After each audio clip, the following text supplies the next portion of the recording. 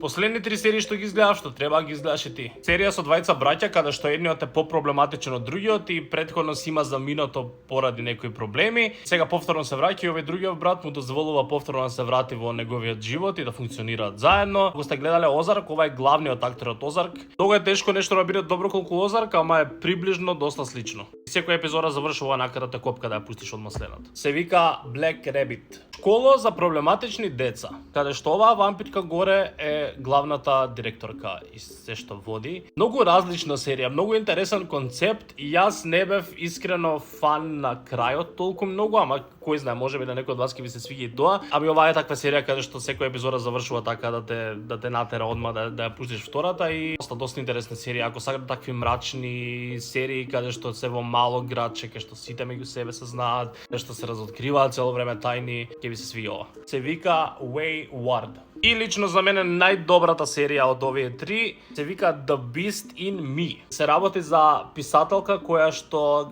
тажи за незиниот починат син и наоѓа повторно смисла на животот кога почнува да разоткрива мистерија за незиниот нов комшија чија жена исчезната.